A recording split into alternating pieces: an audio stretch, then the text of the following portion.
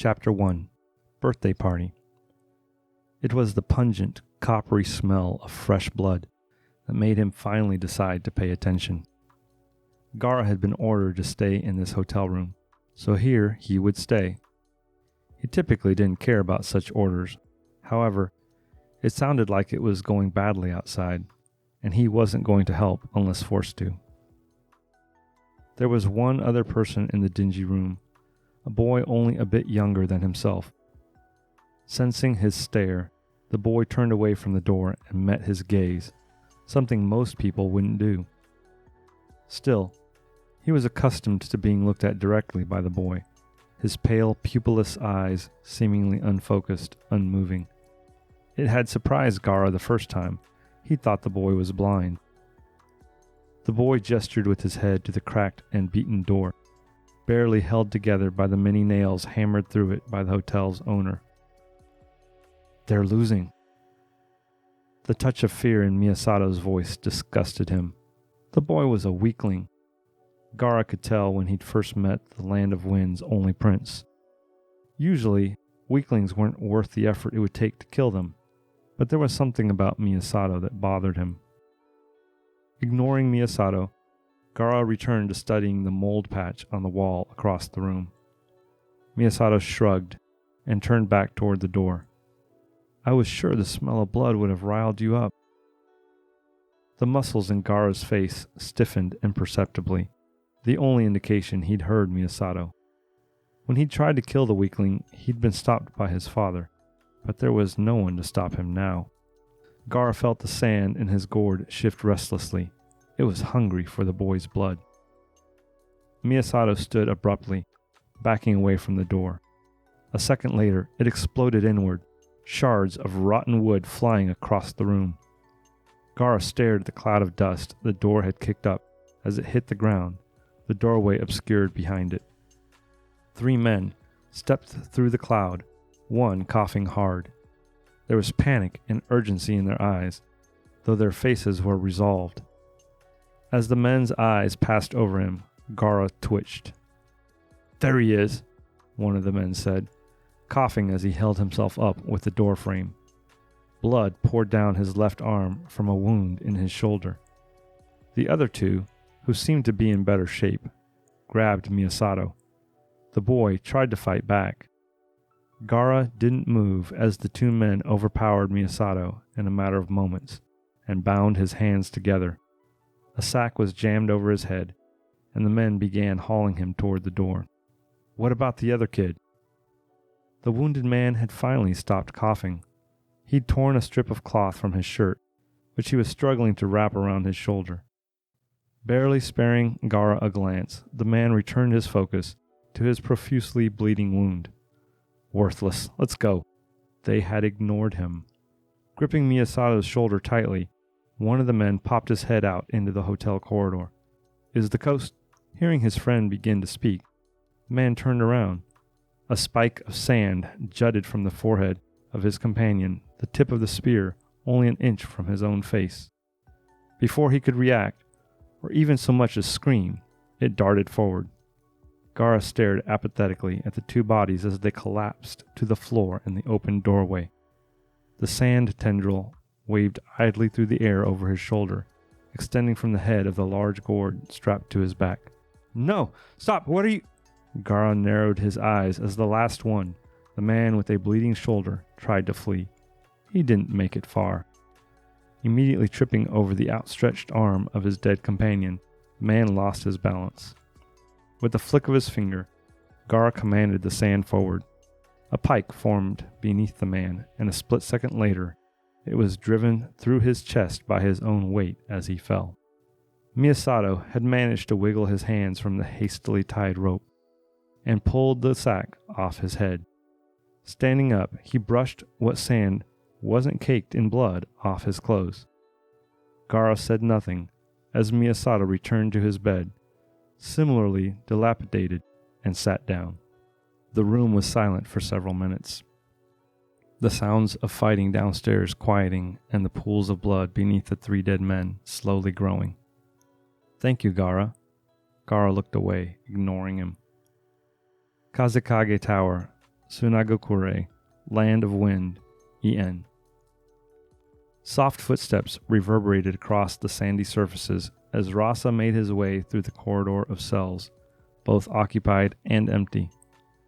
As he neared a little commotion at the end of it, he took off his triangular hat. He only wore it for special occasions, as it hindered his ability to see. "Rasa-sama," came from the grim-looking man in the Suna Jonin attire. Dark brown pants and shirt, sandals to match, and a sand-colored vest.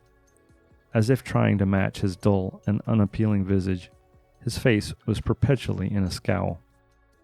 "Captain, I take it that the prisoner's in the cell?" The guard nodded, and he continued. "Have you happened to extract anything from him yet?" "Unfortunately not, sir. His time in the desert took a toll on his wits. He won't stop babbling nonsense." Sighing heavily, Rasa stroked his temples and thought, "If that goes on, we won't get anything of use from him. I will talk with the perpetrator. The fool is lucky the guard saved him after running into Gaara at full speed." Bowing slightly, the man commanded the stationed guards to open the reinforced steel door, ushering the leader of Suna into almost blinding darkness. Only a few rays of light from the iron-barred opening in the wall illuminated the space. In the center of the room sat the culprit and a Suna interrogator at a plain wooden table, locked in a one-sided discussion. "I'll ask you one more time. Are you a Kumo spy? We found your headband." The two were a stark contrast, a collected jonin and a ragged man in a ruined and tattered robe, sunburnt skin littered all over his exposed flesh. Hunched, he muttered something barely heard. "Rasa-sama," came from the interrogator as he noticed Rasa and stood. The interrogator continued as he walked up to Rasa. "We've been taking turns interrogating the man for the past hour. No torture due to his condition." "And?" At that, the shinobi deflated, his voice full of frustration. "Nothing on the case, sir. He won't answer any of our questions, as if deaf or out of touch with reality. But he won't stop talking of the stone. They have it," came from the captive, his form spastically jolting in apparent pain. "I see. I'll take it from here." As Rasa dismissed the jonin, he placed his hat on the table and took the seat across from the man. His posture was ramrod straight, exuding regality and strength. Alone with the culprit, Rasa carefully examined his face, riddled with baked flesh. Though his injuries were serious and repulsive to look at, what caught his eye was the haunted, ghostly stare.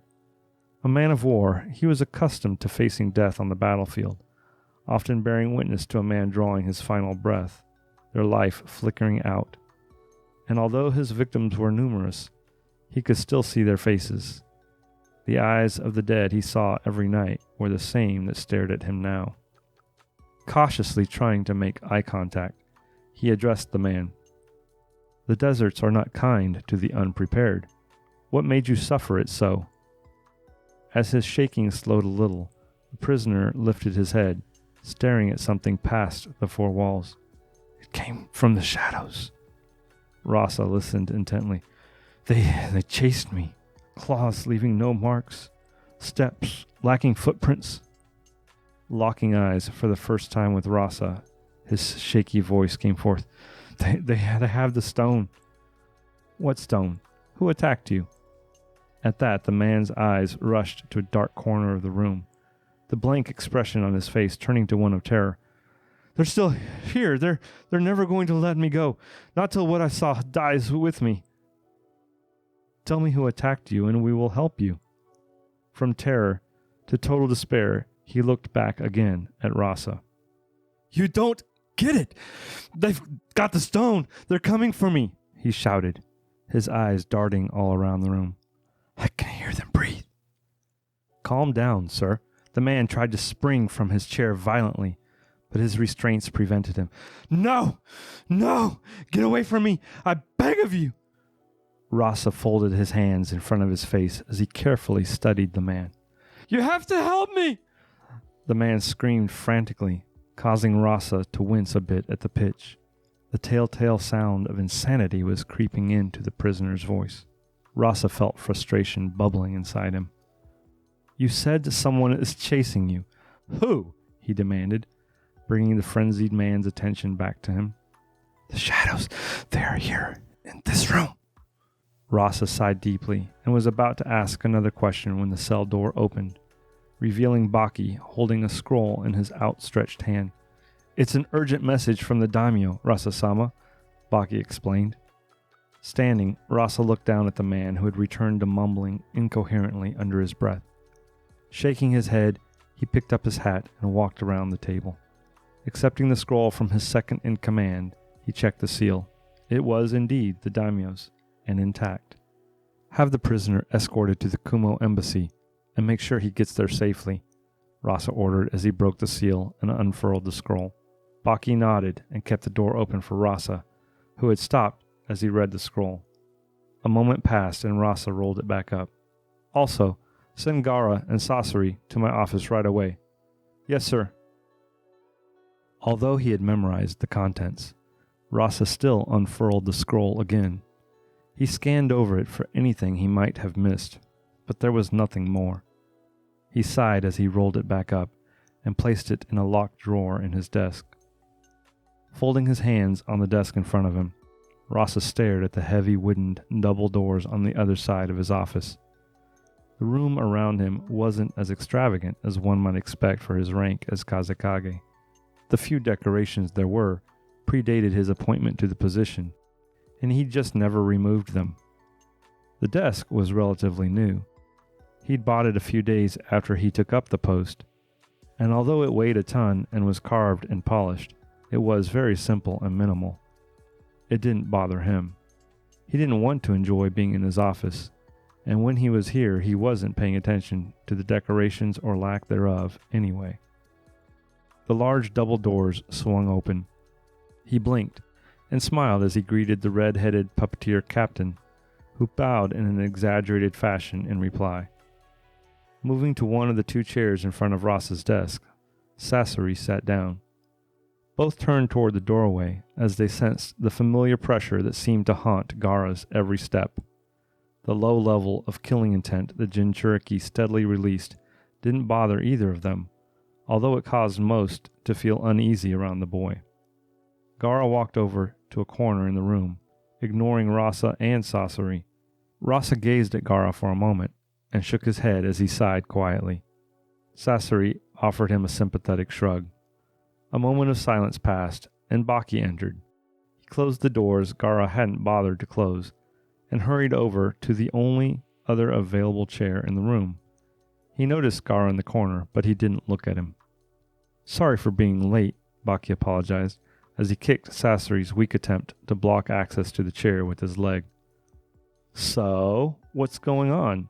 Sasori asked cheerfully as he propped his feet up on Rasa's desk, causing the Kazekage to scowl. Sasori pretended to not have noticed, and pulled out a kunai that he began fiddling with. Rasa shook his head, letting it go. "I received an urgent message from the Daimyō. He wishes for me to be in Kazedama in 3 days. Sasori leaned back in his chair, causing the wooden legs to squeak. Tossing the kunai in the air, he caught it between his fingers, inches from his own face. Baki glanced at him, clearly annoyed by the redhead's showboating.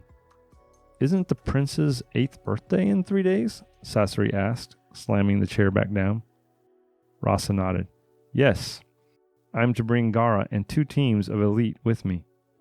Sasori whistled in surprise.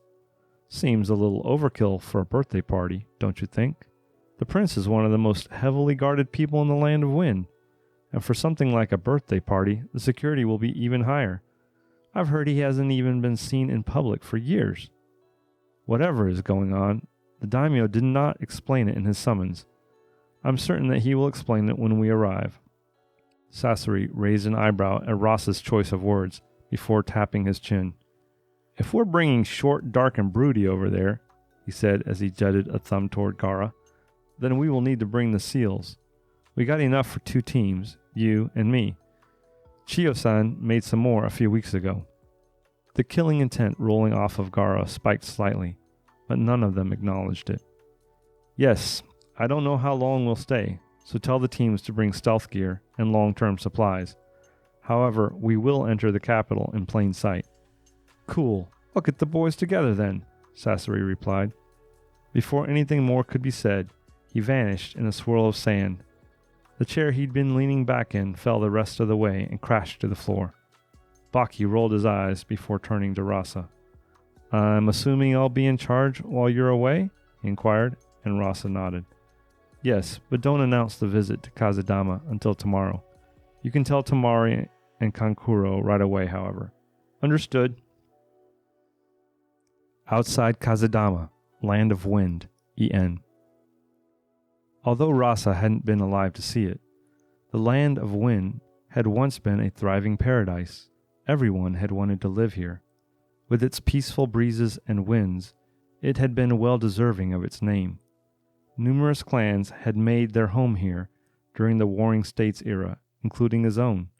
Families had come and gone since before there were records, though some like the Uchiha and the Hyuga had been around longer than the oldest scrolls kept track.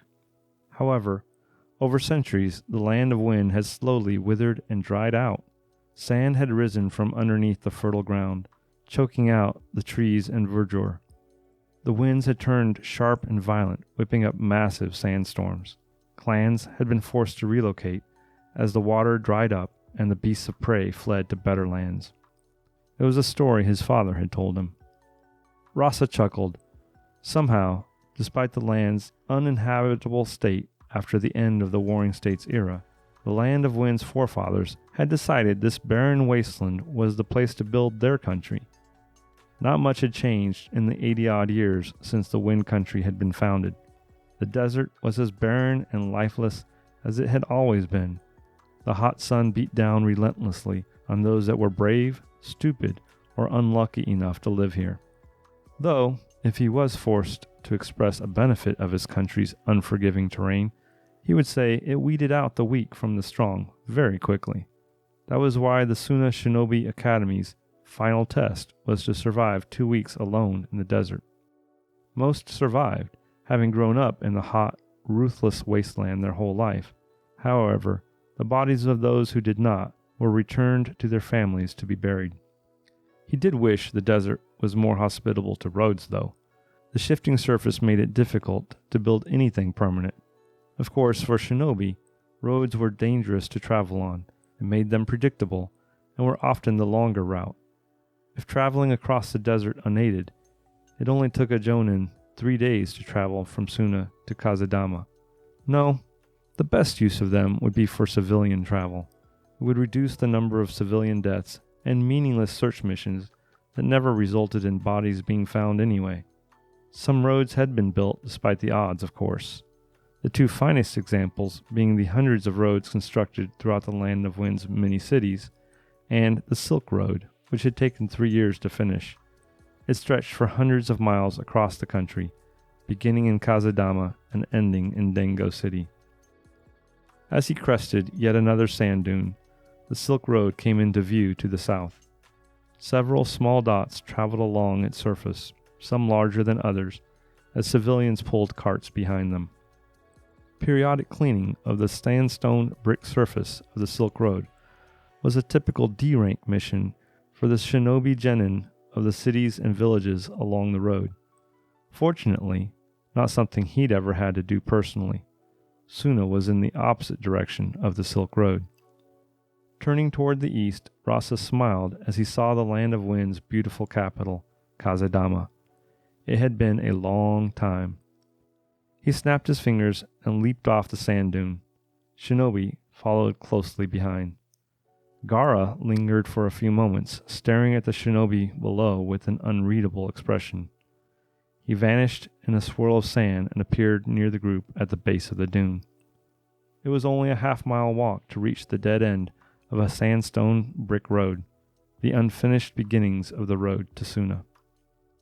Rasa raised an eyebrow as he noticed the numerous buildings, shops, and homes built outside of Kazedama's towering walls.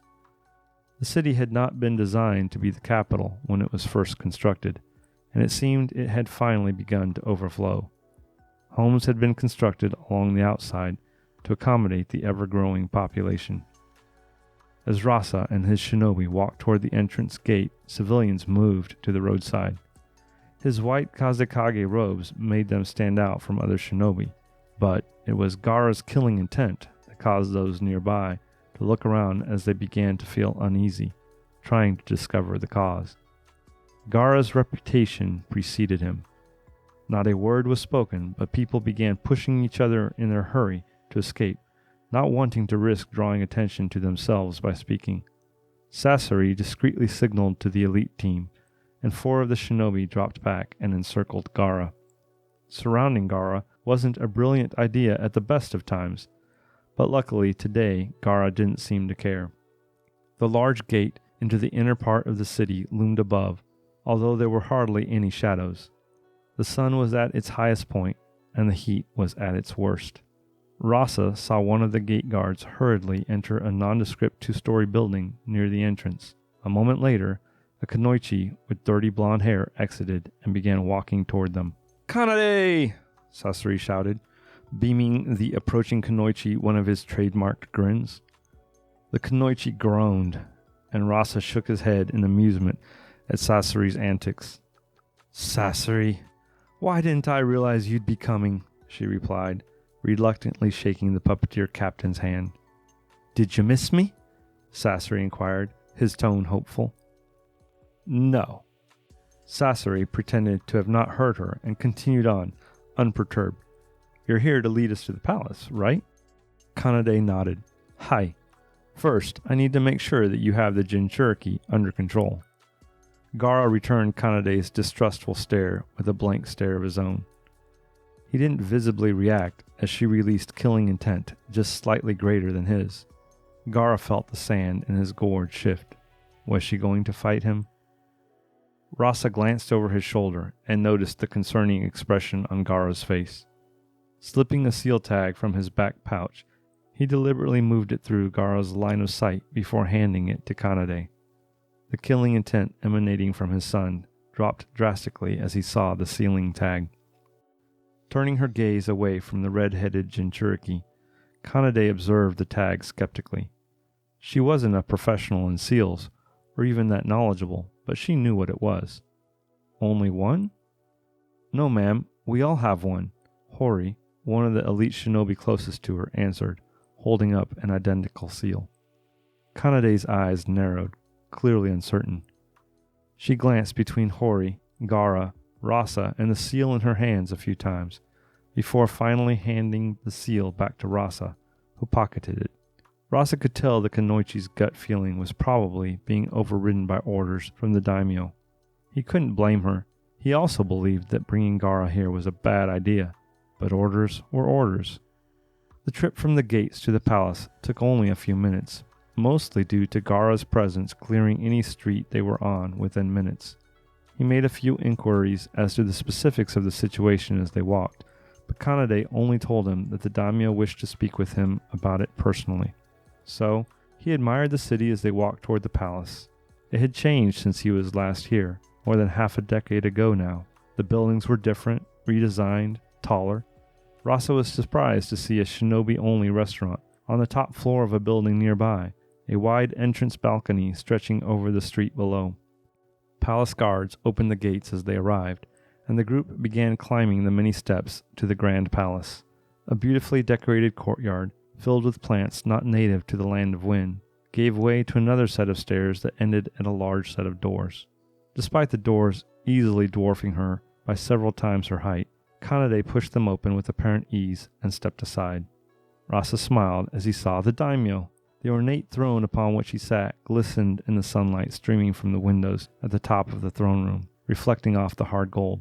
The Daimyō stood, and Rasa frowned as he saw several things that instantly concerned him. "Rasa, my friend, thank you for coming at such short notice." The Daimyo's bandaged arm was held up by a sling. The slight slip as he had stood, one of his guards steadying him. Anger rose in Rasa's chest as his eyes narrowed, his shoulders tensed. Someone had attacked the Daimyō. Raising his hand, the Daimyō stopped him a split second before he'd been about to speed across the throne room. "I'm fine. Don't worry about me." The group came to a stop at the base of the small flight of stairs bordering the throne. The Daimyō made his way down. "Welcome to the capital, Rasa. It's good to have you back. Our great city rejoices, and all that." Rasa smiled laconically. "I'm sure the city doesn't care, Torio." Torio grinned, the happiness on his face uncharacteristic of a man of his stature. "Yeah, you're right. It probably doesn't." Coming together in an awkward hug, Rasa did his best not to brush against Torio's bandaged arm. "What happened?" Rasa asked as soon as they separated. Torio laughed. "Always right to the point, but don't worry about it right now. We'll discuss it later. You and I both know I've survived worse than this," Torio said as he gestured to his arm. Rasa nodded in agreement. "Nevertheless, I am concerned." Of course. As I said before, thank you for coming on such short notice. You made it just in time for Miyasato's birthday tonight." Accepting that he would have to wait for his answers, Rasa moved on. "This is my youngest son, Gaara," he said as he stepped aside. Gaara turned to the Daimyō, his blank expression unchanged. Rasa's hand hovered near his pouch, ready to draw the seal if necessary. "I'm glad to finally meet you, Gaara of the Sand." Torio wasn't bothered by Gaara's disrespect, and Rasa gestured to the other redheaded in the room. "This is Sasori of the Red Sands and captain of the puppeteers." "Pleasure to meet you, Sasori-san," Torio said kindly, returning the captain's deep bow with a slight nod of his head. "The feeling is mutual, Torio-sama," Sasori replied with uncharacteristic respect. "How is your son? I'm unsure as to the truth of the rumors I've heard. Has he really never left this palace?" Gaara glanced toward the Daimyō briefly. Torio shook his head almost sadly. "No, he has not. He can't leave for his own safety, although I doubt he'd have any desire to leave even if I let him." "Will we be meeting him?" Sasori inquired. Torio nodded, smiling. "Of course. He'll be here shortly." Thank you for listening to this chapter of Blindsight. You can find the author's next book or chapter through the Discord server, link in the description. If you have questions about this book, want to send the author your own original character, or want to get early access to new books in the series, join the Discord. Discord join code is, as always, YEW, capital T, capital G, capital G, capital X. Special thanks to those who helped create this book: Quibolu, the Legendary One, Hellman, and Tensleep. This chapter was written by Blackwright709 and narrated by Tensleep.